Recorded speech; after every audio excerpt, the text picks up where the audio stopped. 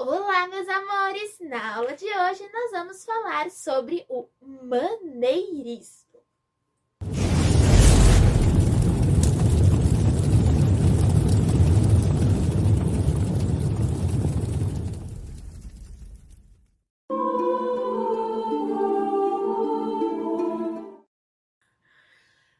Paralelamente ao Renascimento Clássico, desenvolveu-se em Roma por volta de 1520 até meados de 1610 um movimento artístico afastado conscientemente do modelo da Antiguidade Clássica, o maneirismo. A palavra maniera, em italiano, significa maneira. Uma evidente tendência para a estilização exagerada e um capricho nos detalhes começa a ser sua marca, extrapolando assim as rígidas linhas dos cânones clássicos. Alguns historiadores o consideram uma transição entre o Renascimento e o Barroco, enquanto outros preferem vê-lo como um estilo propriamente dito. O certo, porém, é que o maneirismo é uma consequência de um renascimento clássico que entra em decadência. Os artistas se veem obrigados a partir em busca de elementos que lhes permitam renovar e desenvolver todas as habilidades e técnicas adquiridas durante o Renascimento. Uma de suas fontes principais de inspiração é o espírito religioso reinante na Europa nesse momento. Não só a Igreja, mas toda a Europa estava dividida após a reforma de Lutero. Carlos V, depois de derrotar as tropas do sumo pontífice, saqueia e destrói Roma. Reinam a desolação e a incerteza. Os grandes impérios começam a se formar e o homem já não é a principal e única medida do universo. Pintores, arquitetos e escultores são impelidos a deixar Roma com destino a outras cidades, valendo-se dos mesmos elementos do Renascimento. Mas agora, com um espírito totalmente diferente, criam uma arte de labirintos, espirais e proporções estranhas, que são, sem dúvida, a marca inconfundível do estilo maneirista.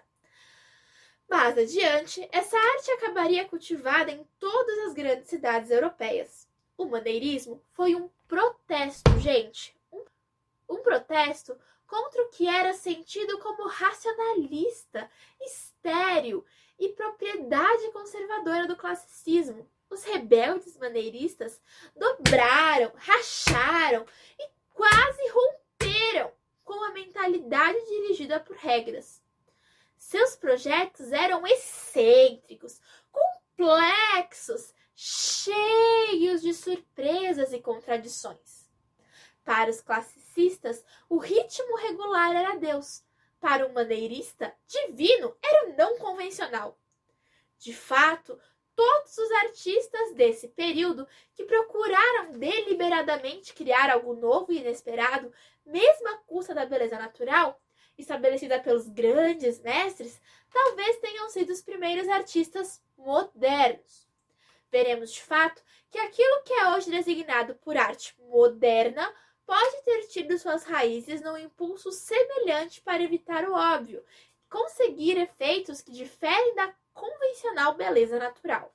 A arquitetura maneirista dá prioridade à construção de igrejas de plano longitudinal, com espaços mais longos do que largos, com a cúpula principal sobre o transepto, deixando de lado as plantas centralizadas típicas do Renascimento clássico.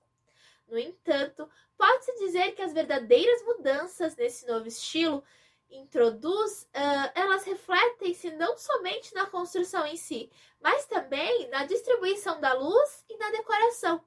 As principais características da arquitetura das igrejas são as naves escuras, iluminadas apenas de ângulos diferentes, coros com escadas em espiral, que na maior parte das vezes não levam a lugar nenhum.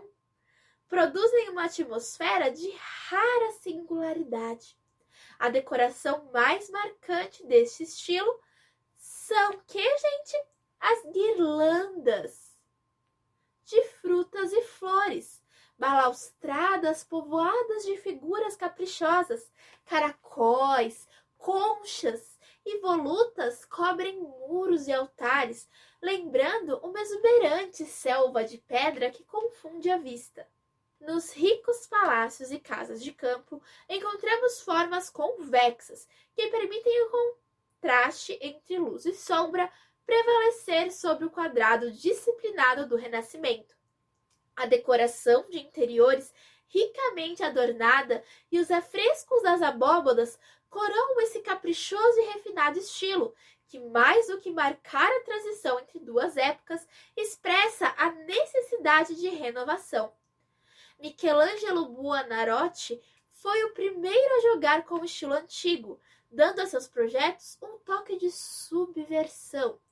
Ele, que sempre insistiu em ser um escultor, provou ser igualmente versado em arquitetura. Ele tratava um edifício ou um conjunto de edifícios como uma massa de sólidos e vão esculturais a serem moldados.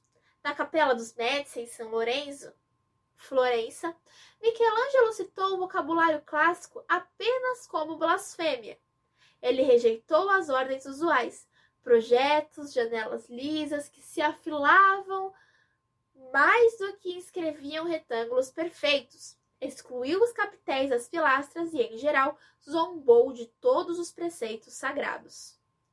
A Biblioteca Laurentina joga fora os ideais renascentistas de proporção equilibrada e estabilidade, pondo o interior em turbulento movimento. Michelangelo comprimiu colunas como estátuas dentro de nichos, mas, contra toda a evidência visual intuitiva, elas sustentavam o peso do telhado. Sua imensa escadaria tripla obstinadamente ocupa a maior parte do espaço na área. Na arte inferior, cai como uma cascata. Tal desafio à tradição faz Vessari e descrever Michelangelo como tendo, abre aspas, feito quebras tão bizarras no contorno dos degraus, distanciando-se tanto do uso comum que todos ficaram admirados. Fecha aspas. Michelangelo tratou todo o interior da biblioteca com uma pela de escultura, dando às paredes e escadas uma composição dinâmica. Seu novo projeto da Pizza Campidoglio, em Roma, é um triunfo da composição orgânica. Essa praça, no Monte Capitolino, perto do Fórum Romano, onde Rômulo supostamente fundou a cidade, era pobre e deselegante. Michelangelo criou um projeto público imponente, no qual todos os elementos interagem. Inscreveu o espaço central ao redor de uma antiga estátua do imperador Marco Aurélio, com um desenho oval no piso, que visto de cima parece uma abóboda. Projetou escadarias imponentes e novas fachadas para as duas edificações já existentes e acrescentou outra construção para criar um espaço trapezoidal. Nos edifícios que ficavam de frente, ele usou primeiro a ordem gigantesca. Pensa só, gente, pilares no estilo dos coríntios de 14 metros de altura que se estendiam por 2 pavimentos, para sugerir uma unidade monumental. É na pintura que o espírito maneirista se manifesta em primeiro lugar. São os pintores da segunda década do século XV que, afastados dos cânones renascentistas, criam esse novo estilo, procurando deformar uma realidade que já não os satisfaz e tentando revalorizar a arte pela própria arte.